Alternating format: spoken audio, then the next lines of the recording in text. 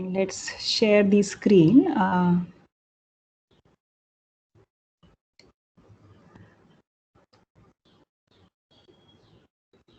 Okay, so I think it's working.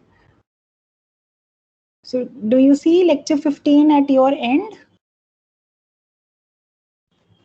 Yes, ma'am. Yes. Okay, excellent.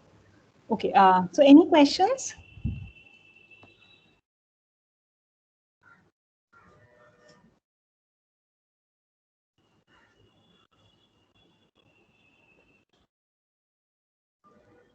Okay, so shall I assume there are no questions? Okay, so let's continue from where we left. So we were looking at this example of P series. Yeah, let's just quickly recall. So for P, a fixed real number, we were looking at this infinite series, summation 1 by n to power P, where little n is varying over the set of positive integers. Yeah. So P equal to 1, we all of us agreed that this series 1 by n, this cannot converge. So comparison test allows us to make a similar statement for the series for P in the interval 0 to closed 1. Yeah? And for all negative values of P, 1 upon n to power P clearly does not tend to 0 as n is allowed to tend to infinity. Hence, the series cannot converge whenever P is negative. Yeah? So the only case that remains to be investigated is what happens to this series for P bigger than 1. Yeah? That is what we are going to start with now. Correct? Is that okay? Everybody with me up till this point? Yes, ma'am. Yes. Okay.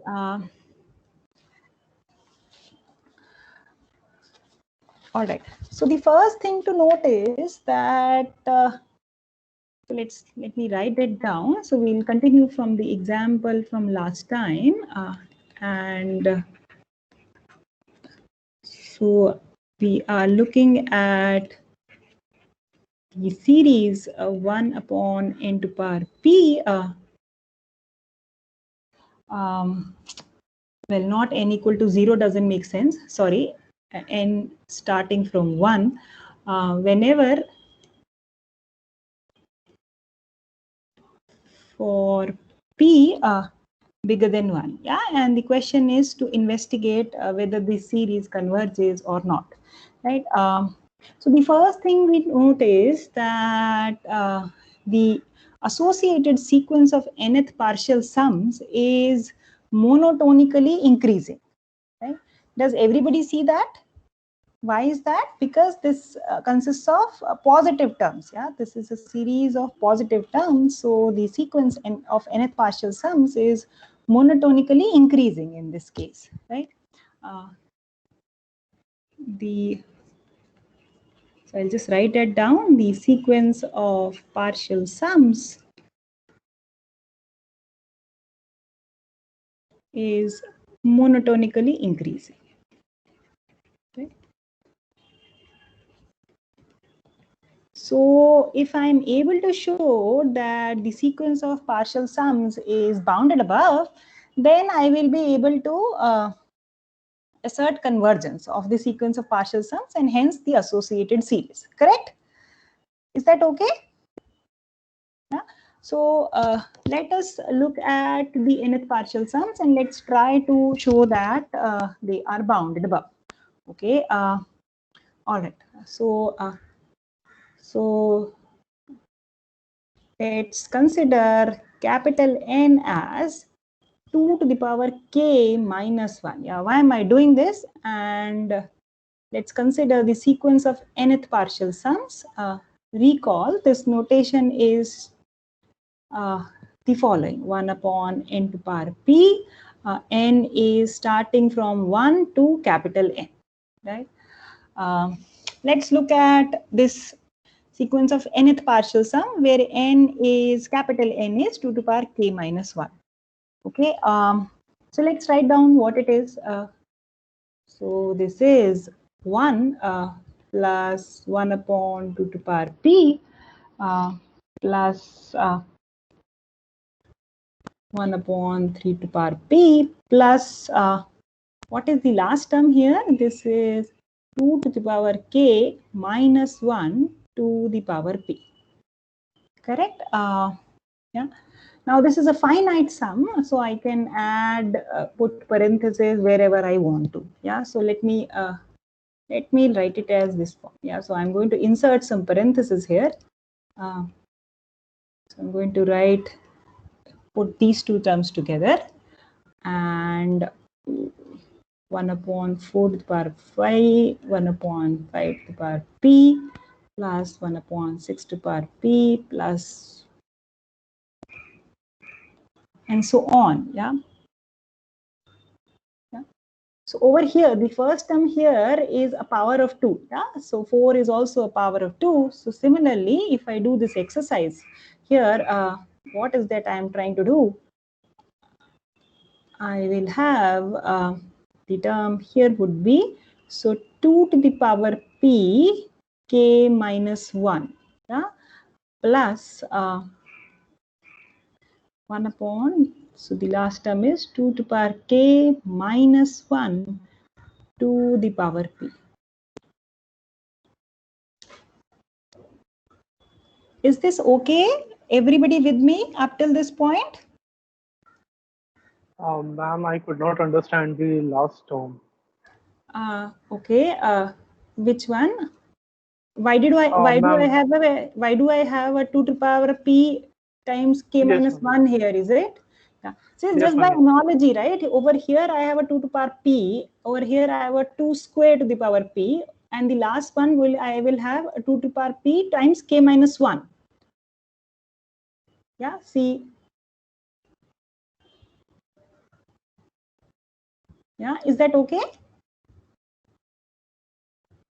Yeah, so if that makes you feel a little bit better, see the term over here would be 1 upon 8 to the power p, yeah, which is 1 upon 2 to the power 3p, yeah, 1 upon 2 to the power p, 1 upon 2 to the power 0p, 1 upon 2 to the power p, 1 upon 2 to the power 2p, 1 upon 2 to the power 3p, and over here it will be k minus 1 to the power p. Okay, ma'am. Okay. Yes, yes. Yes, ma'am. Yeah. If you spend some 2 minutes, you will get it. Correct? Is that okay? Yeah. Yeah. Yes, are you somewhat convinced now? Yeah, this seems like the correct thing. See, the idea is to prove that the sequence of nth partial sum is bounded above. So I'll put an inequality like this here, and let's see if I can get a bound. Yeah, so to get a bound, right? So I will sort of replace this by a smaller, by a bigger quantity, right? So I will use this, yeah. So I have used the fact 3 to the power p is bigger than 2 to the power p. So I take the reciprocals, the inequality is reversed. Correct? Is that okay? Now each term in this parenthesis, I am going to bound it by this.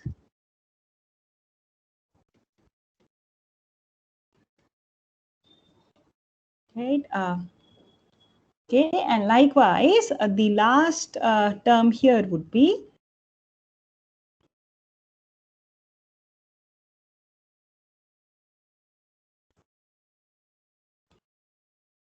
and over here it would be 2 to the power p k minus 1. Is that okay? Yes? Right? So the advantage of writing in this manner is that I have, this is 2 times 2 to the power p plus 4 times 4 to the power p plus I have 2 to the power k minus 1 times 2 to the power p k minus 1. Is that correct? Everybody with me up till this point?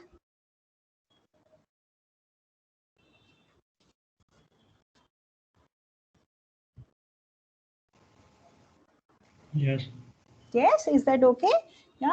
Now let me write it in this manner if that sounds a little bit familiar.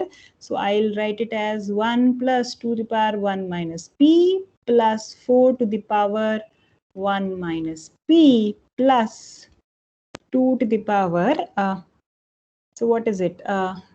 K minus 1 and 1 minus p. Is that correct?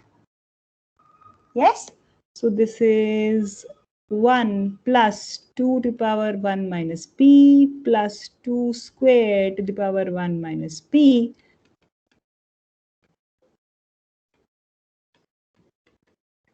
Right. So can you sum these terms?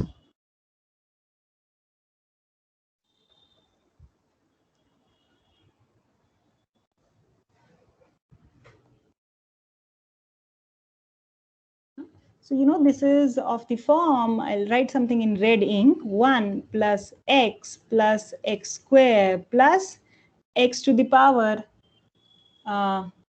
k minus 1. Is that correct?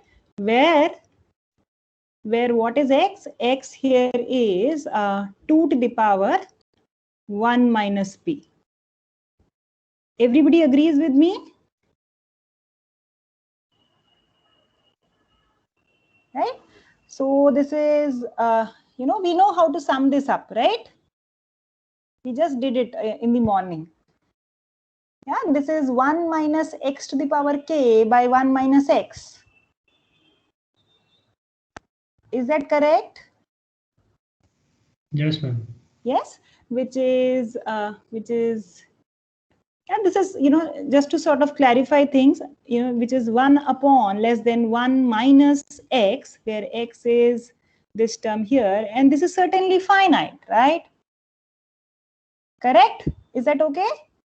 Now, the upshot of all of this discussion is that if you look at the nth partial sums, so for n equals 2 to the power k minus 1, what is that we have been able to show? The nth partial sums, Sn, these are bounded above, right? So I'll write it down. This Sn is bounded above by this quantity. Yeah, this is a uniform bound. Please note that there's no dependence on little k on the right hand side. Yeah, so this is for each positive integer n. Correct? Is that okay?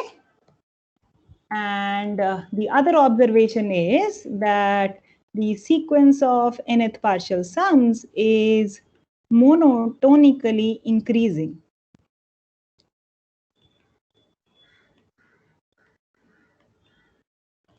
What can we conclude from these two?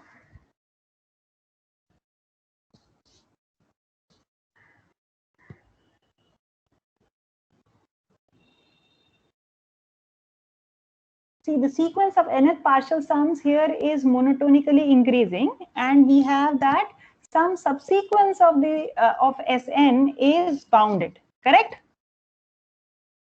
Now, I would like to conclude that the sequence, so I want to appeal to the monotone convergence theorem. Yeah, I want to say that this would, you know, this would allow me to conclude that the sequence Sn of nth partial sums is bounded above. Yeah, so I want to conclude this.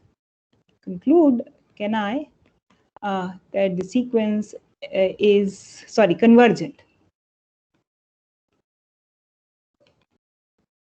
Can I? Does that hold true? Yes, ma'am. Yes. So why is that in this? Ma'am, by monotone convergence theorem. See, the monotone convergence theorem, we have not shown here that the sequence Sn is bounded. All we have shown is some subsequence of Sn is bounded. See, all I'm trying to say is this, see, over here, you know, this does not show that the sequence Sn is bounded, does it? Right, I've written something in greening. So does everybody see this, the point that I'm trying to raise? Yeah. In order to appeal to the monotone convergence theorem, we should be able to show, one, the sequence of nth partial sum is monotonically increasing, and two, that the sequence is bounded above, right? All we've been able to show is some subsequence of this is bounded above, right? So capital N equal to 2 to power k minus 1. For these choice of indices, it is bounded above. So how can we conclude that the sequence is convergent?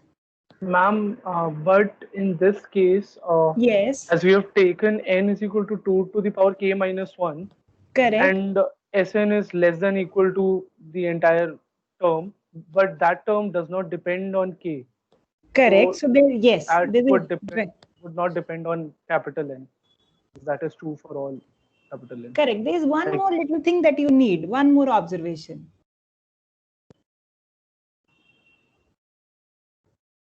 You are right. You're almost there.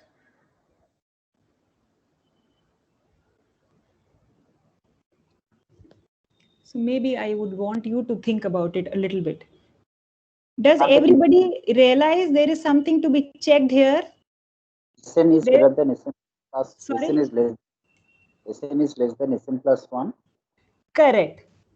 Yes. Yes. What else? Yeah. You are right. So then what happens?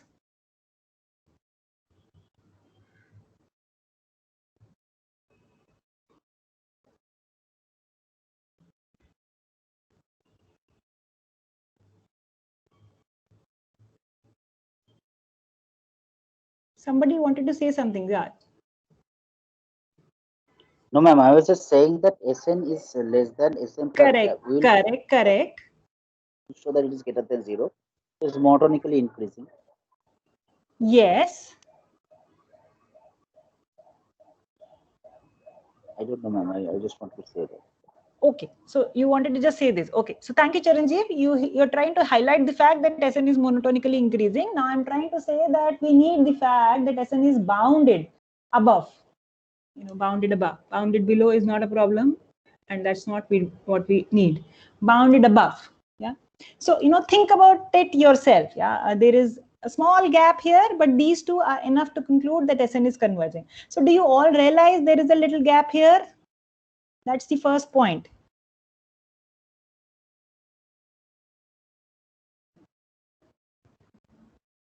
Ma'am, can I ask something? I think I. Yeah, please. Go ahead.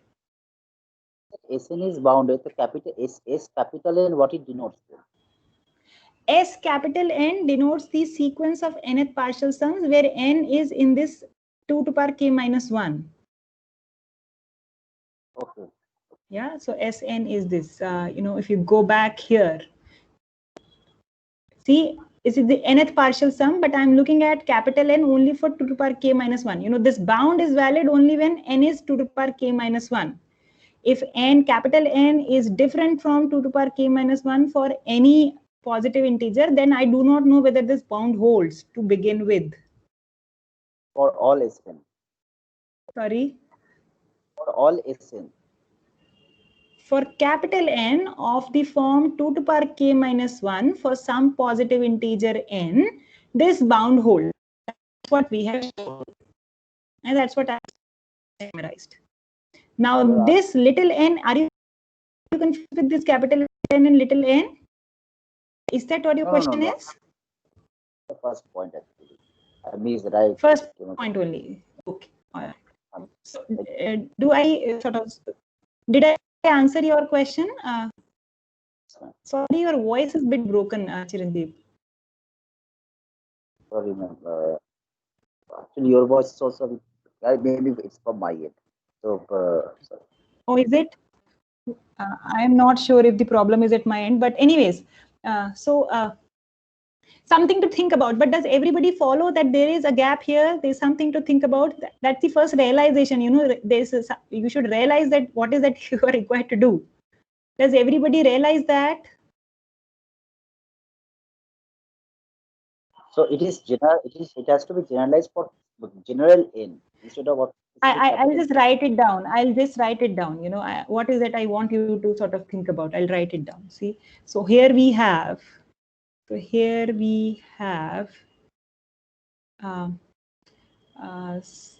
I'll use a maybe different index. Sequence of SL. So SL is the sequence of nth partial sums. Yeah, L equal to 1 to L. Here we have. So SL is monotonically increasing That is not a problem for all L. But what is that we know? But we know that SL satisfies this bound 1 minus, what is it? 2 to the power 1 minus P for L equal to 2 to the power K minus 1. What do I have? L equal to 2 to the power K minus 1. Yeah, for some positive integer K.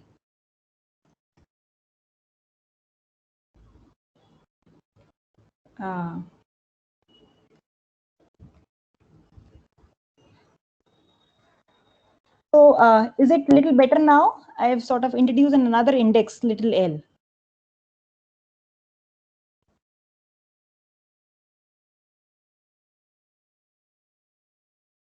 No, instead, maybe if this is confusing, I'll just write that here.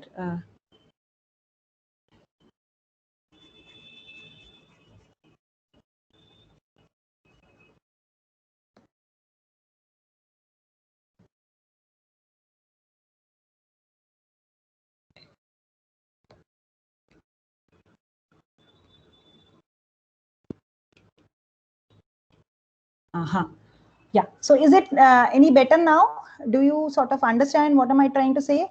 The sequence of nth partial sums is monotonically increasing. There's no problem in that because each term is positive here. But if you consider 2k minus 1th partial sums, those are bounded. That's all we have been able to show. There's a uniform bound independent of little k.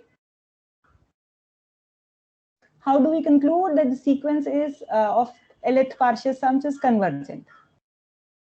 So Chiranjeev, yes. So let me, yeah. Chiranjeev, do you now understand what am I trying to say? Yes. So in that yes. case, Yeah.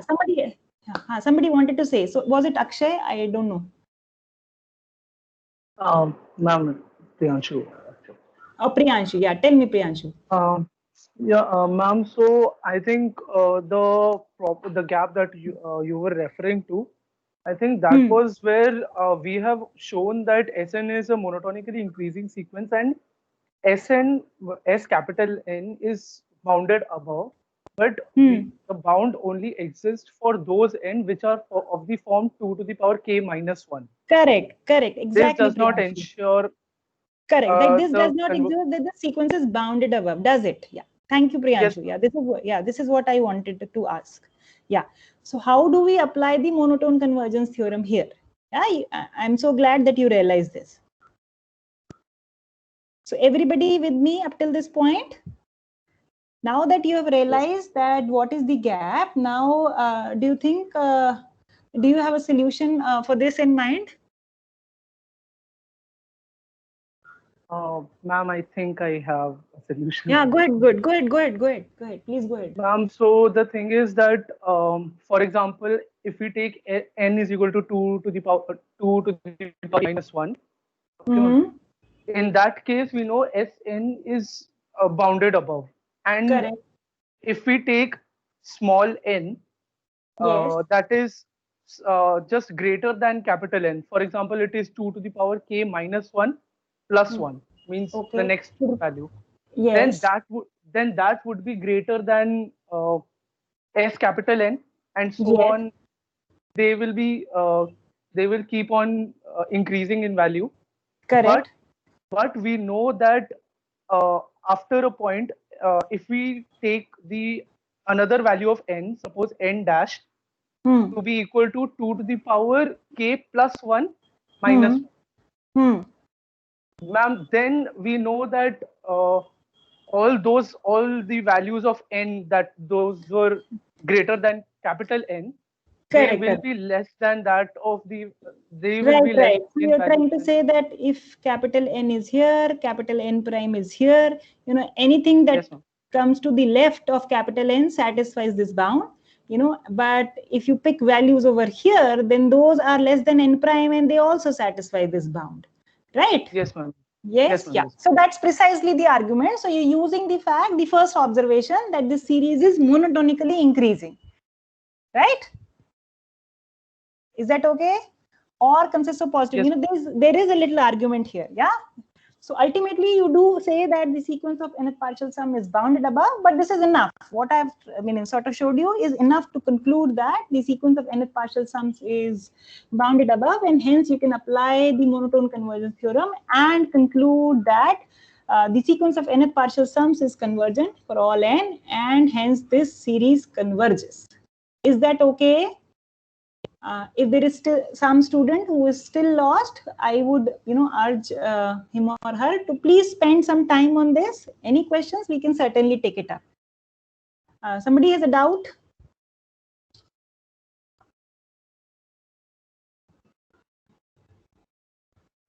I'll just sort of write down the conclusion that summation, this series, that is what we have shown, converges for p bigger than 1. Correct?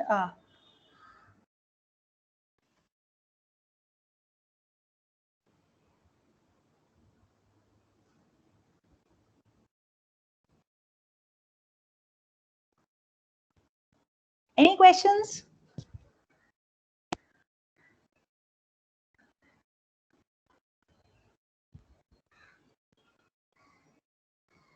Okay, so I assume there are no questions. We sort of continue with the infinite series definition.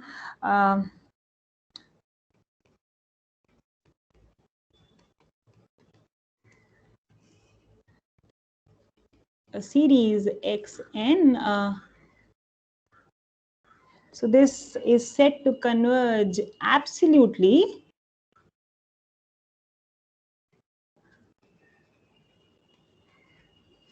if the associated series formed by putting the absolute values, this converges,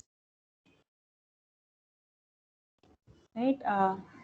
So this is definition 1. Another definition,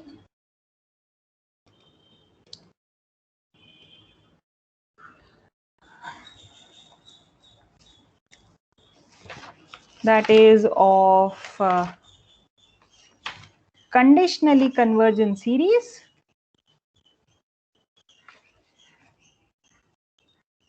Series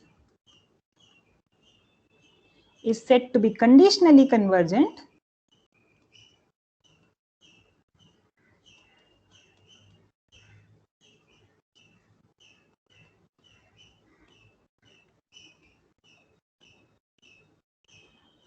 if the series xn, this converges, but it's not absolutely convergent.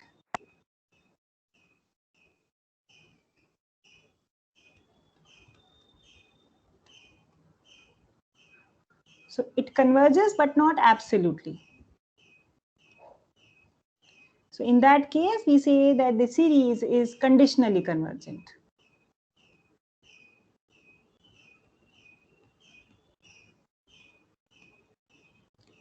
Correct? Is that okay?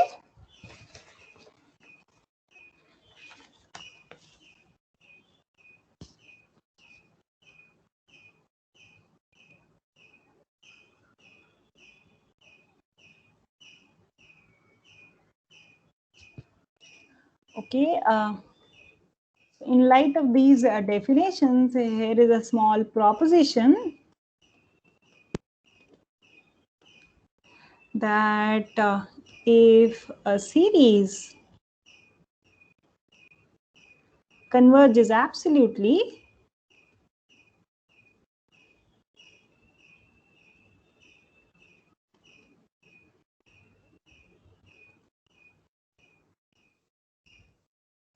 then the series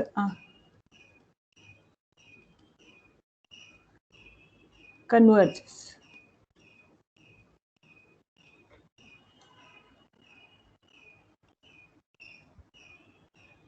Okay.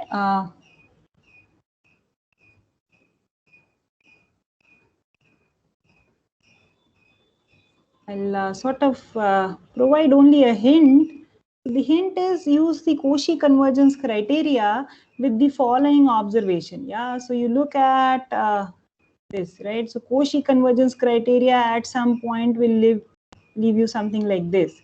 Use the fact, you're just applying the triangle inequality here, which will allow you to interchange the order of the summation and the absolute values.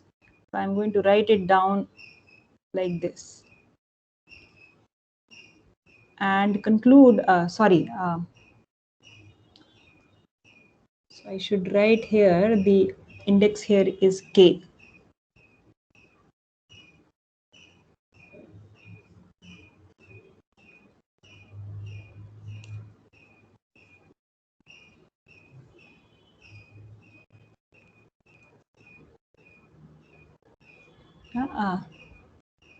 I'll just say use the Cauchy convergence criteria.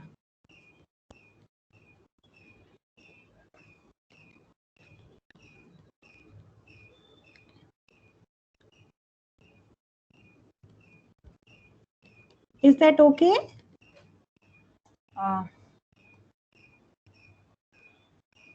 Can I leave you to sort of complete this argument here? I'm sure all of you can do it.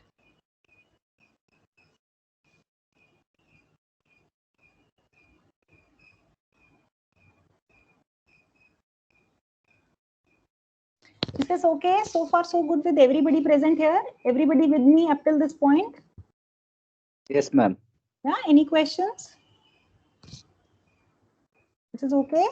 All right. I would like to sort of you to read it on your own, the ratio test and the root test for infinite series. So the root test is, I think, in the version I have, this is theorem 9.2.2 from Bartley and Shepard's book, and the ratio test is theorem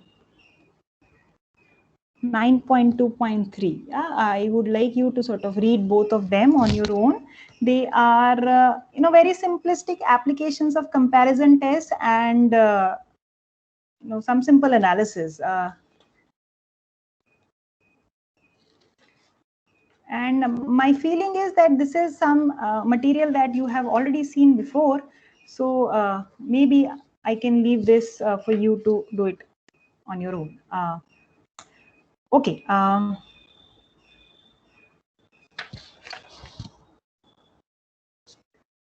right.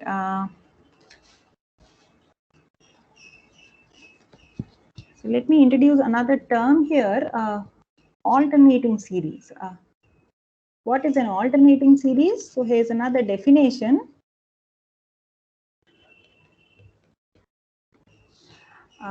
So let Xn be a sequence of positive real numbers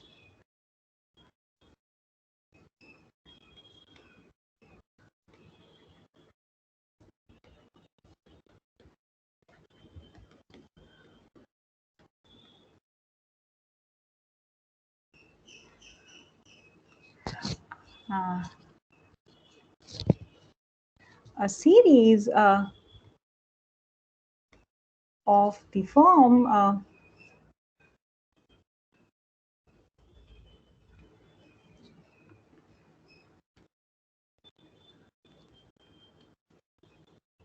so I have a -1 to the power n minus 1 xn. Yeah? So there are positive and negative terms alternately. Yeah, so this is called as an alternating series. Is said to be an alternating series.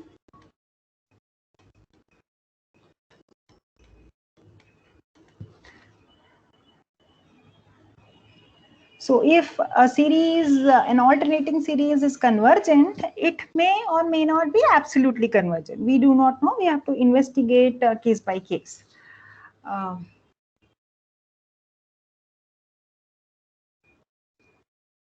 right? So there are some tests for determining whether a series of this kind, an alternating series, when is an alternating series convergent. Yeah. So one of them is the Leibniz test. So I'll just write down the statement.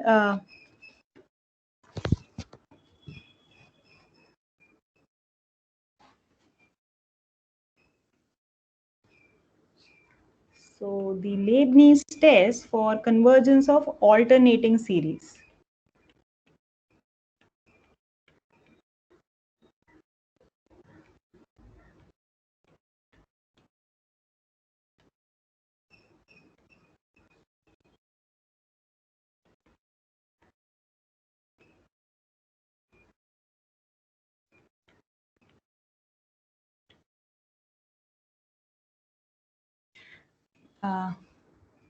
Here is what the test says. If xn is a sequence of positive numbers,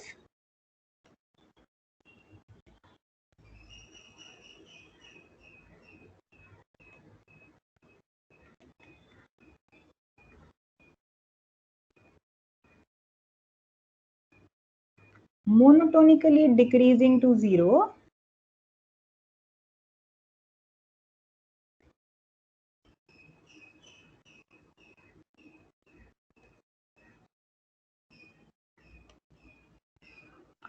then the alternating series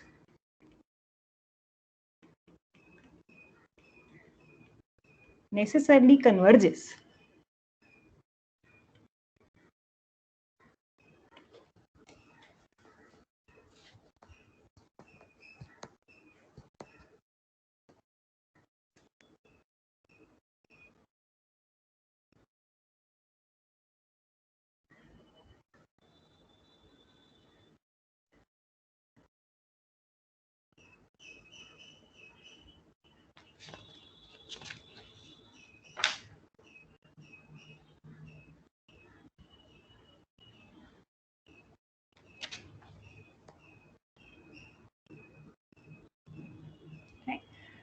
So for example, this would tell us that the series minus 1 to the power n minus 1, 1 by n, this series is convergent.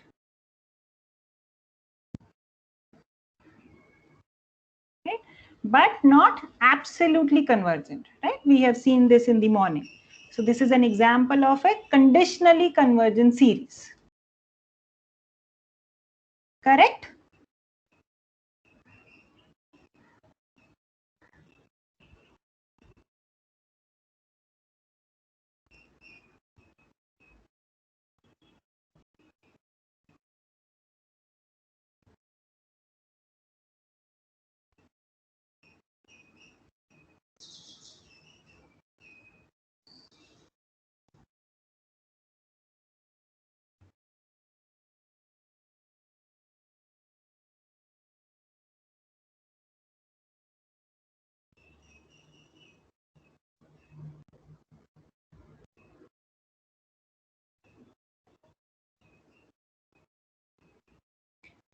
Is this okay?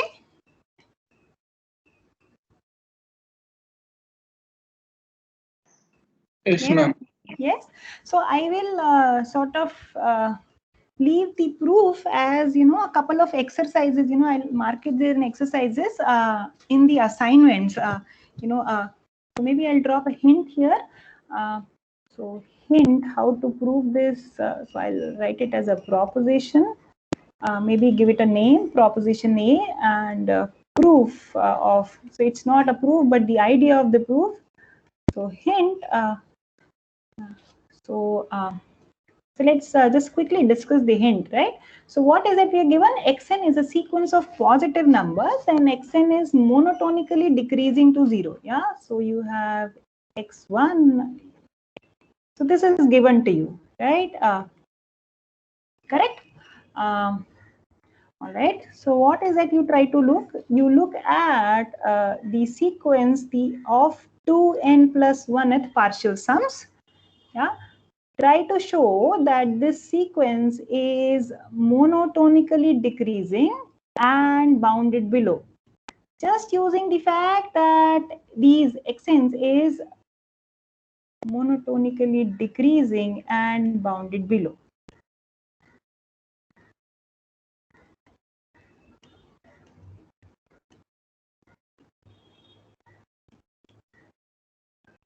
So maybe I'll write down somewhere. So this Sn is the sequence of nth partial sums. Yeah. So this is k equal to 1 to n minus 1 to the power of k minus 1 xk. Yeah. And look at the even terms. This one can show that this is monotonically increasing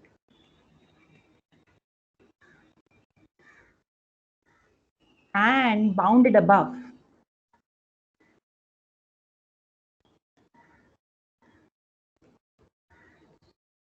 Okay. And the third thing is, so which means that both of these S2n plus 1 and S2n are both convergent, right? Okay. And together with this observation, so how do you obtain this? You know, you add the 2n plus 1th term. Yeah, so the 2n plus 1th term would be minus 1 to the power 2n minus plus 1 minus 1. So it would be, so this would be a positive sign here, right? So this would be a positive numbers, which means that this would allow us to conclude that the limits are the same, right? I'll say that since this is true, it follows that the limits of these two sequences which exist by the above two observations are the same. Try to conclude that the sequence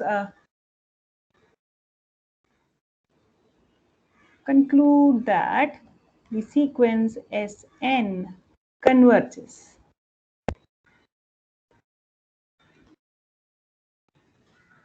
Does everybody follow what is to be done here?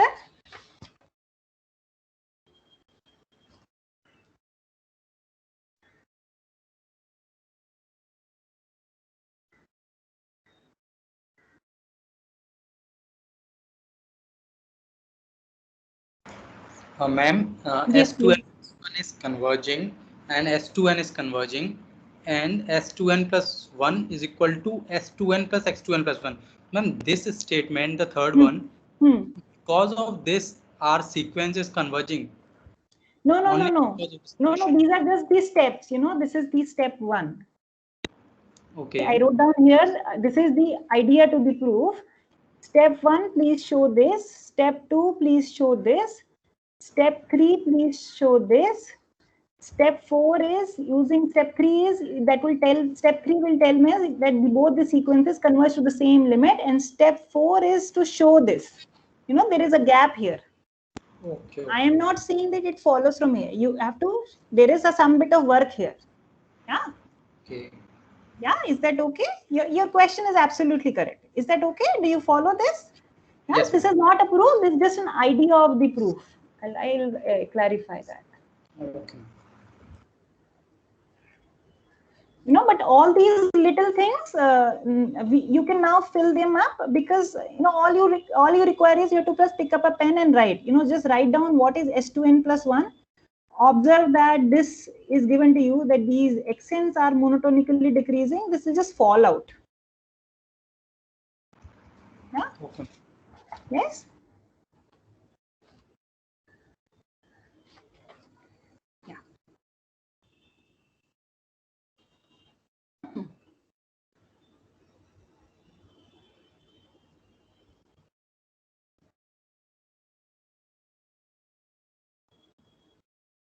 So if you sort of fill in the argument for 1, 2, 3, and 4, you would have sort of proved the Leibniz test for alternating series convergence.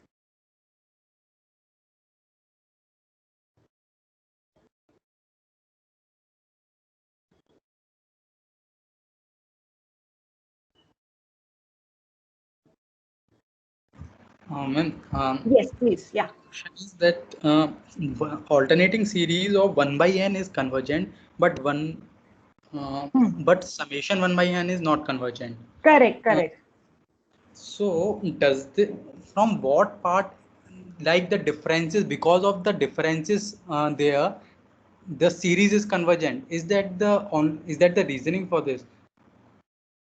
Because those differences of like 1 minus 1 by 2 and then 1 by 3 minus 1 by 4, these it's a different series, yeah. So all you're trying to say, yeah, just a minute. So this difference always decreases, like something like that happens. No. All I'm trying to say is, in this example, n equal to 1 to infinity minus 1 to power n minus 1, 1 by n is convergent. This is thanks to the Leibniz test, right? Yes. Yeah. Yes. But we have seen that if you consider the series of absolute terms, this is not convergent. Yes, ma'am. See, all I'm trying to see is give you an example of a conditionally convergent series where the series is convergent, but it's not absolutely convergent.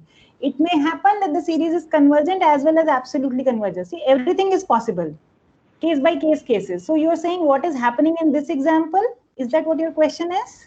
Yes, ma'am. Why does this Leibniz test? Why is the first one convergent and not second one? Because what is the reasoning behind it? I want to know. Why does that happen? Yes, ma'am. Like because of the difference. The reasoning is exactly what you know. See, the reasoning is that the sequence of nth partial sums in the second case is not bounded, and the first one it is convergent. That's it. It's just from the definition.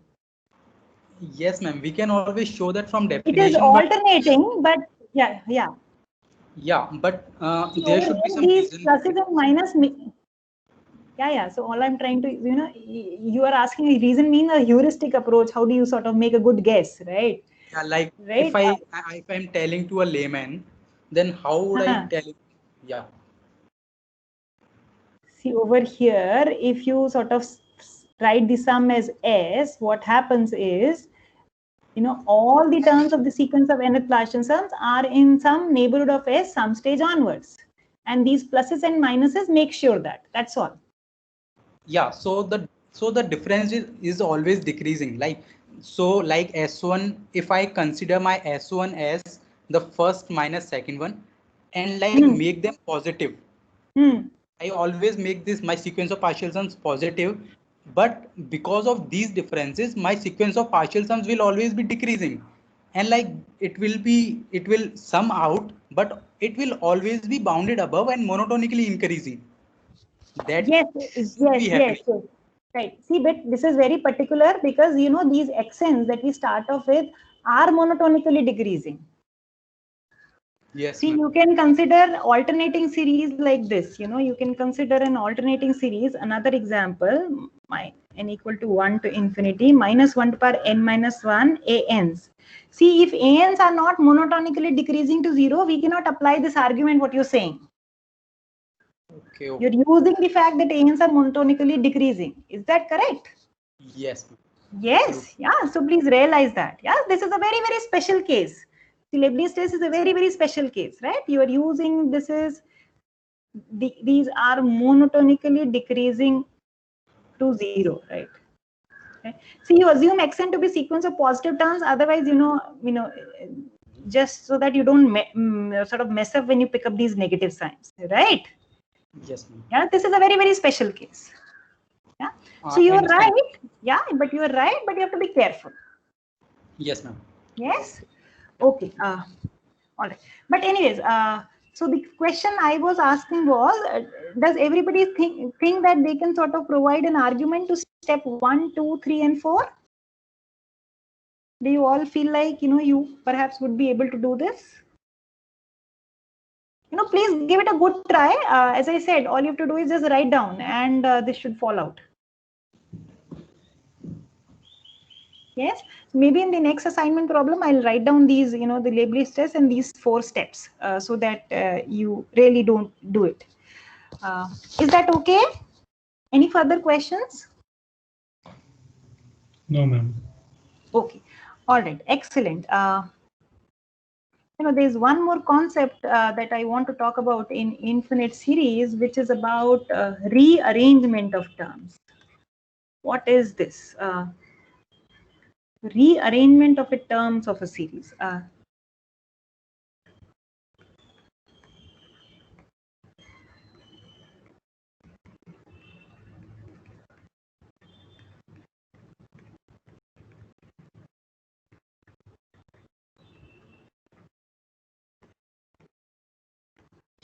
Okay, so what is the meaning of a rearrangement? Let's first write that down. So this is a definition.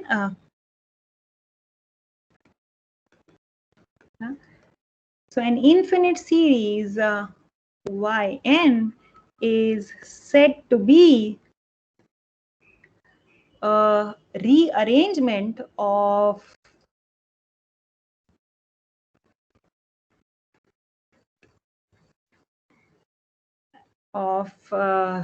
an infinite series Xn if Yn is X sigma n, where sigma is a permutation of n.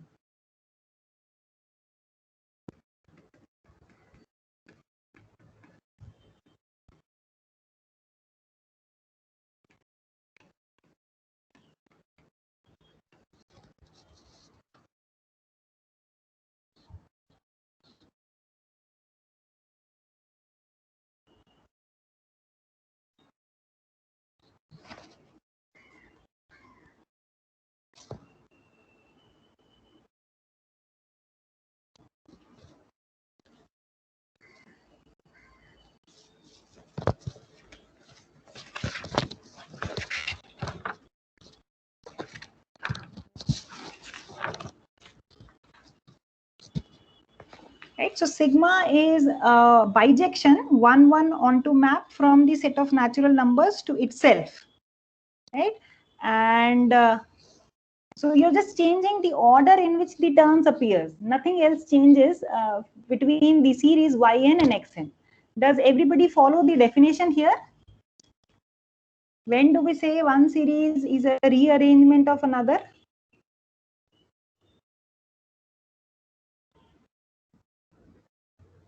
Let me give you an example. For example, if you're lost, so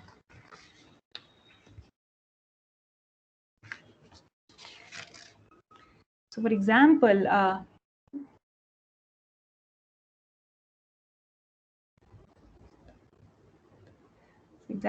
let's consider this series 1, 1 minus 2, 1 plus 3 minus 1 by 4, so on, right?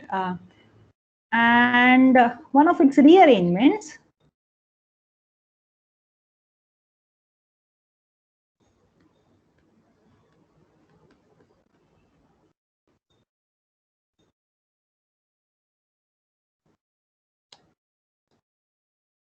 what do I do? So I write 1 plus 1 by 3 minus 1 by 2 plus 1 by 5 plus 1 by 7 minus 1 by 9. Yeah, so over here, 2 positive terms are followed by a negative 1. So the order in which the terms appear have been flipped, but each term is being accounted for.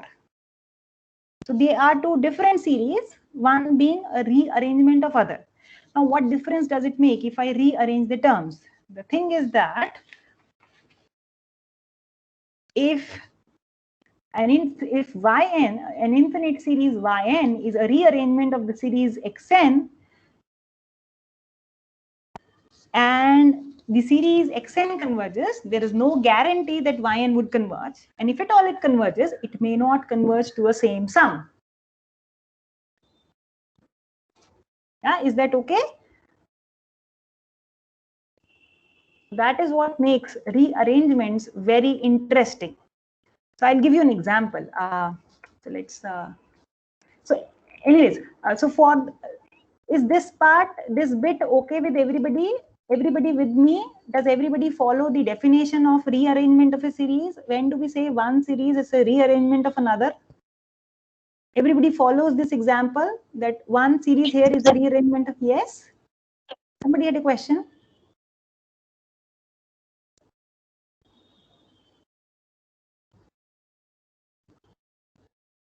Is this okay? Yes, ma'am. Okay, excellent. Let's take up an example here. What is that I want to say?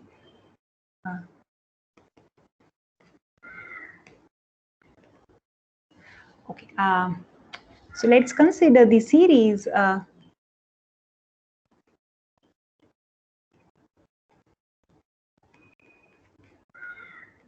So we just concluded by Leibniz test that this series converges. Let me write the sum as S. Yeah, this is some real number, right? So if you sort of work through the proof upstairs, then you will see that at some point in the Leibniz test, let me write down here.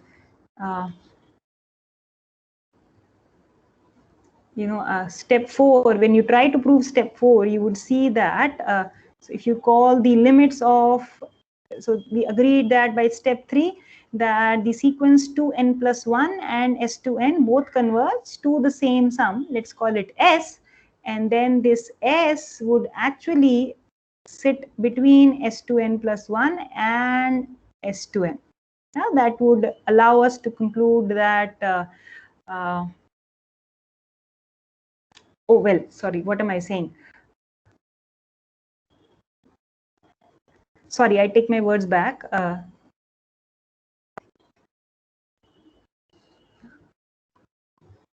Anyways, let me just talk specific to this example.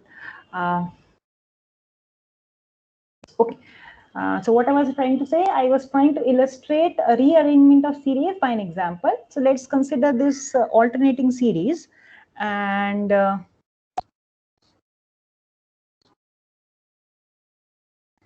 okay, and so we agreed that this alternating series converges. I'm labeling the sum as S. The first thing to observe is that the sum in this case is the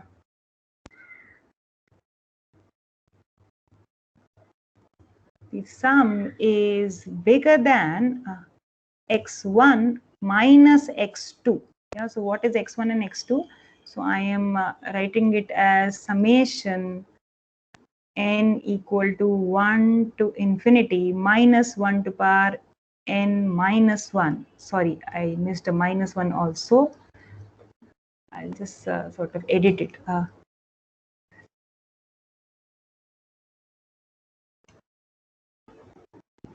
Sorry, minus 1 to the power n minus 1 times 1 by n.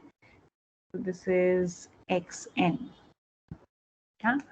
And the sum is bigger than x1 minus x2, which in this case is 1 minus half is half. Now, why should this inequality hold? Can somebody help me out here?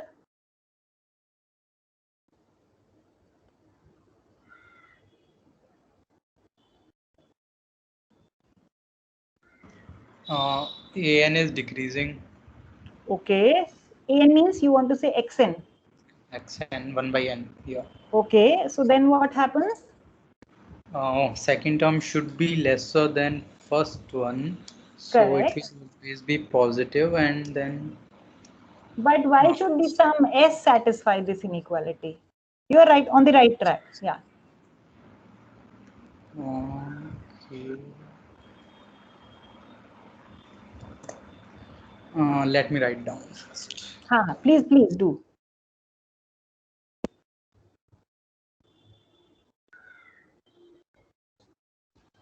So what is that? Anyways, I'm waiting for you, but the observation I want to draw is that this implies in particular that S cannot be 0. The sum is not 0.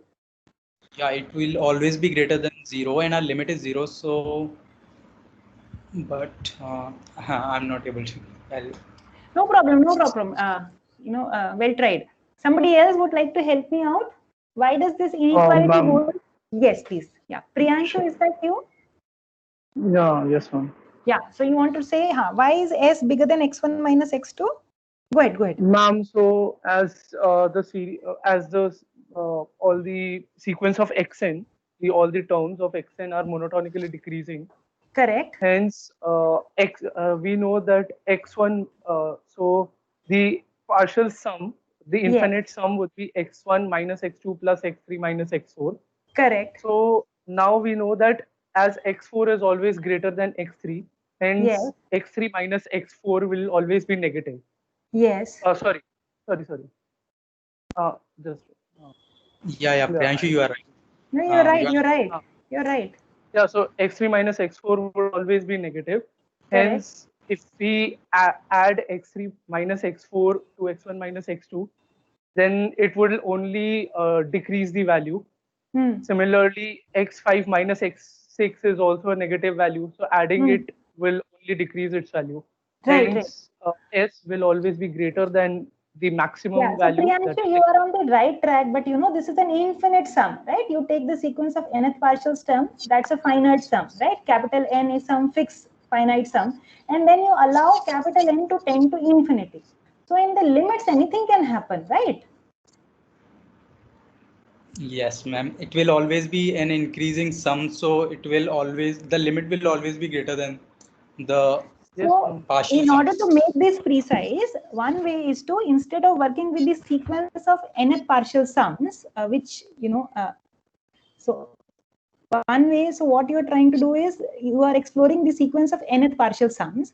My suggestion would be, instead of looking at this, you should look at these two sequences, 2n plus 1 and 2n. Yes. Do you see a reason why looking at these ones would be little better? Yes, ma'am. Yes. Does everybody see a reason here? Yeah. So all I'm trying to say is try to establish this fact. Yeah. So I'll put it a box here that S actually sits between S2n plus 1 and S2n, something like this. Yeah, so I'm just using this inequality here for capital N equals to 1. I'll just put a question mark. Is this correct?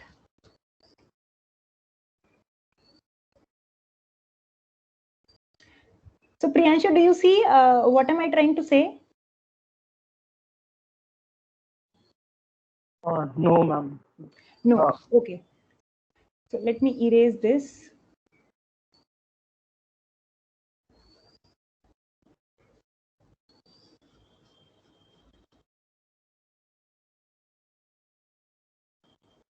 See, your argument is absolutely correct, but that argument is only for finite sums.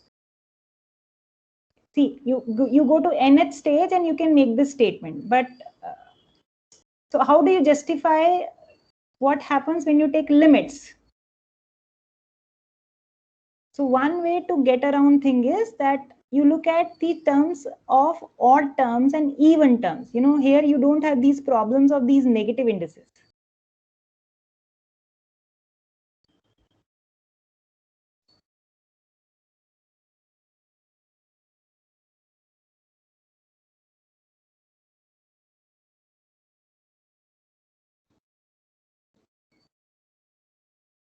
So for now, what I'll say is, please think about it.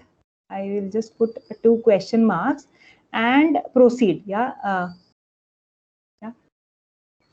Please think about it, and I'll just proceed from this point because there's something else that I want to highlight it. See, what is that I want to highlight from this example is the following. Here is a series, infinite series converging to S, which is non-zero, and I'm going to try and rearrange this series to get a new series which converges to S by 2. Yeah. I'll write down. So I'll try to come back to your question, Priyanshu, in the meantime, in case we are not able to fix it. So, but please bear with me until then. We rearrange the series summation n equal to 1 to infinity minus 1 to the power n minus 1 to get a new series. So I'll label the new series as what do I call? I'll call it as series yn, which converges to s by 2.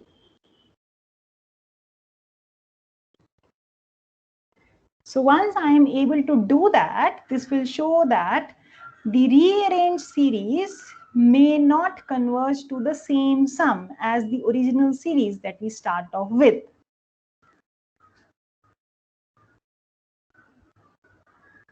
Is that okay?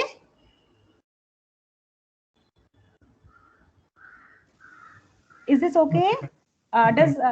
Do you sort of follow what am I trying to do here? I'm trying to sort of exhibit this phenomena of rearrangement here and say and try to sort of impress upon you how does it affect convergence, right? So here is one way you can go about it. Yeah. So I'm going to rearrange the given series in such a way that two negative terms follow a positive term. Yeah. So I'm going to write it as so I'm going to say, let's consider the following series. Yeah. So I'm going to write two negative terms. So which is, so 1 by 3 is positive, 1 by 4, and one positive term. Yeah. So this is 1 by 3. So negative means 1 by 6, 1 by 8, and then positive would be 1 by 5, and so on, right? So which means that at stage n, what would I have? So I have a 2n minus 1, is that correct? Minus 1 upon 4n minus 2, yeah, 2n minus 1, 4n minus 2, that's correct, and minus 4n. Yeah. Two negative terms follow one positive term. So consider the rearrangement as below, where two negative terms follow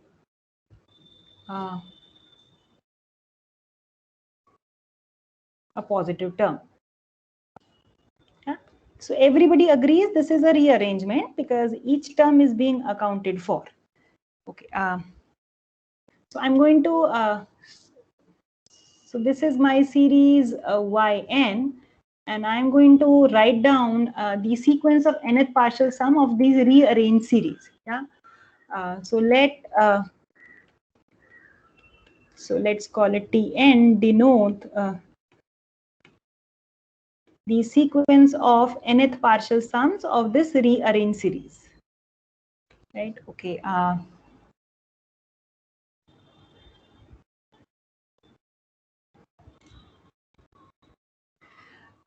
I'm going to try, so my goal is to show that this rearranged series converges to, does not converge to S, but it converges to something different. Yeah. So let me see, what can I do?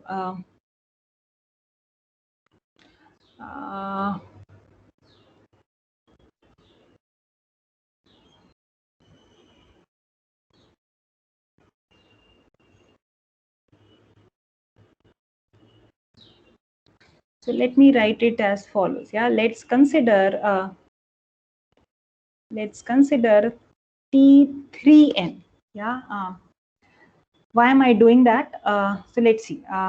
So T3n means all terms of this rearranged series up to stage 3n. Yeah. So this would be so where am I? So this is 1 minus 1 by 2 minus 1 by 4. Correct. plus 1 by 3 minus 1 by 6 minus 1 by 8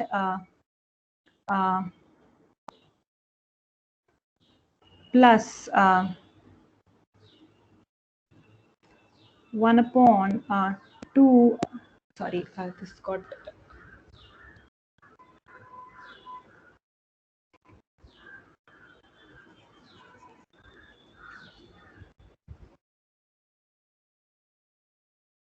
plus 1 upon 2n minus 1 minus 4n minus 2 minus 4n. Is that correct?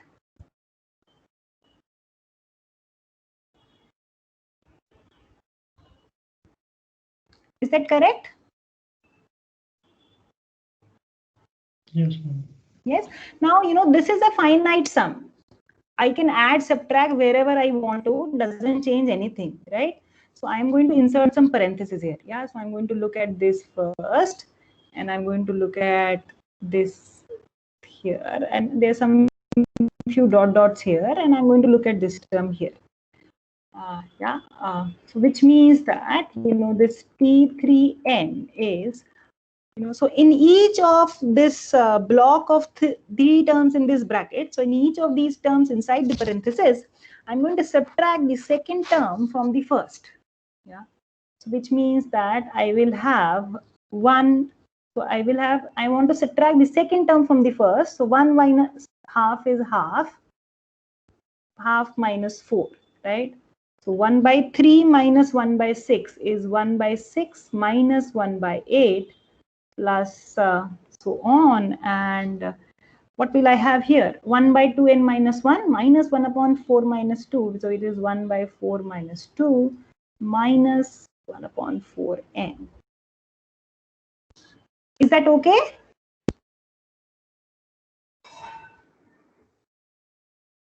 Yeah, so in each of the terms inside the parentheses, the brackets, I've subtracted the second term from the first. I can do that. This is a finite sum, no problem at all, right? And now I'm going to write it as this: 1 by 2, 1 minus 1 by 2 plus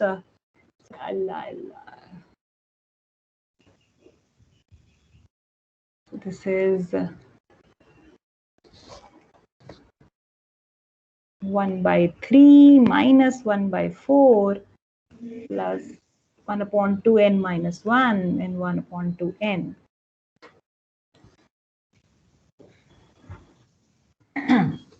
Yeah, is that okay? Nothing changes? Yes, ma'am. Yes. Now look at it. What is that I have inside the brackets? I have 1 minus 1 by 2 plus 1 by 3 minus 1 by 4. All the way up till minus 1 by 2n. So what is this? This is 1 by 2 times S2n, where what is S2n? S2n is where Sn is the sequence of nth partial sums of the series that we started off with, n equal to 1 to n. Is that correct? Yes, ma'am. Yes. So what is that we have shown? We have shown that T3n is S2n by 2. Recall what is S2n? This is the sequence of partial sums of this series. And what is Tn? Tn was the sequence of nth partial sums of the rearranged series. Yeah, is that okay? Now we have a relation between them, right? So this shows that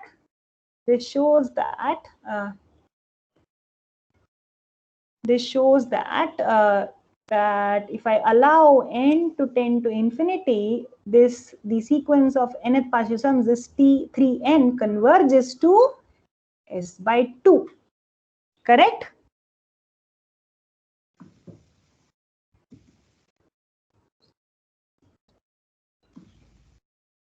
Yes. And you know, as before, you know, this T3 plus 1 is going to be T3n plus one more term. Going to think this. So which means that this sequence T3n plus 1 is also going to converge to S by 2.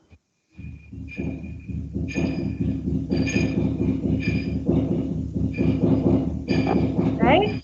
And then should consider the series, the sequence 3n plus 2, right? And write down a relation here. And you would see that this would also converge to S by 2. The conclusion would be, I'm sort of leaving a little bit of gap here. Hence,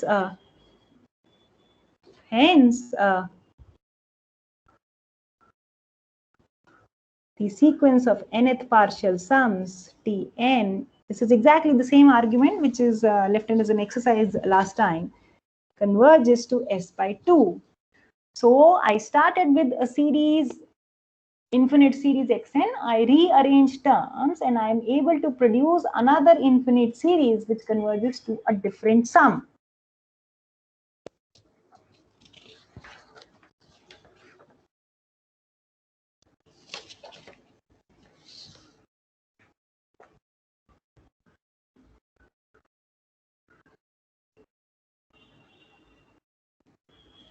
Does everybody follow this example?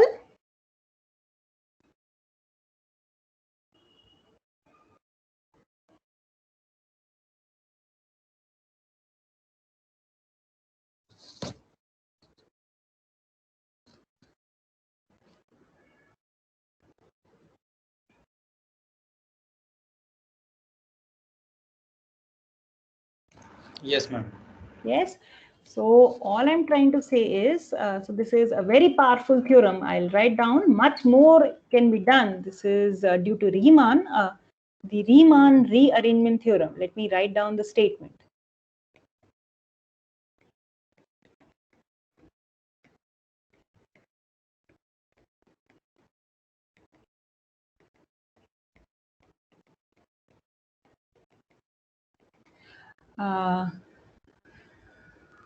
So let, this is the statement of the theorem, let this infinite series be conditionally convergent.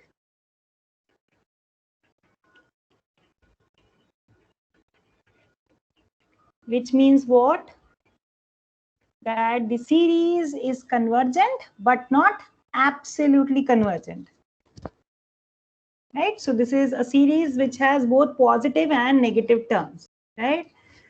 Then in fact, lot more can be done. So what we showed was, we could, for an example, we could find a rearrangement that converges to a different sum. In fact, a very stronger statement is true, which says that then for any real number S,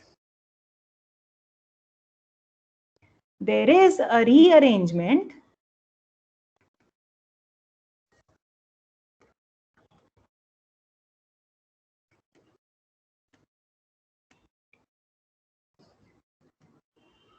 of the given series such that the rearranged series converges to S.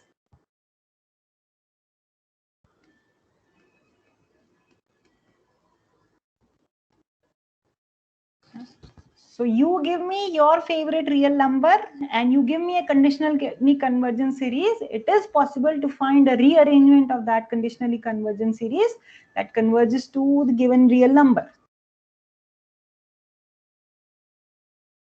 This is saying, you know, this series that we constructed minus 1 to power n minus 1, 1 by n, you can play around with this series and you can make it converge to any real number that you like. This is true only for conditionally convergent theorem. Now you should ask, what if this is not conditionally convergent? What if this series to begin with is absolutely convergent? Yeah. If you have an absolutely convergent series to start off with, then any rearrangement of that series, well, I would not say absolutely convergent, I should say series of positive terms. Yeah, so something to be kept in mind. I'll say theorem 2 and theorem 1. So here's another statement. Let xn be xn be positive for each index n. So I'm looking at the case where the series consists of all the positive terms. Yeah. So for any rearrangement,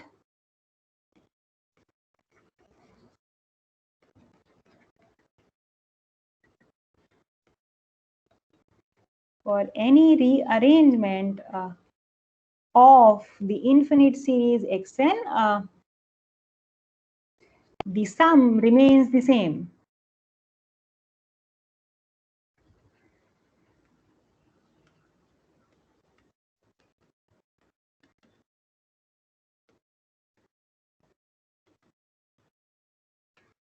So if you rearrange the terms of a series of positive terms, nothing changes. It does not matter in the order in which you add the term. However, if you rearrange the terms of series which is conditionally convergent, then you have to be very, very careful. In fact, the sum can change, and in fact, given any real number, you can find a rearrangement of that series converging to that real number. This is a very powerful theorem, theorem 1, due to Riemann, called as the Riemann rearrangement theorem. Now, for the purposes of this course, I would like you to understand the proof of theorem 2. Theorem 1, I would like you to understand the statement and some simple examples.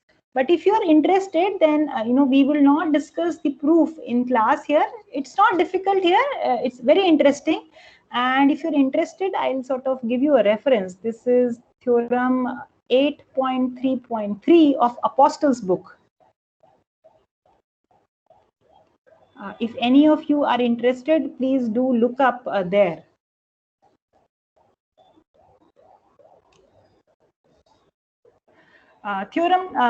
So next time we meet, I think my time is up. So next time we meet, we will supply a little argument to theorem 2.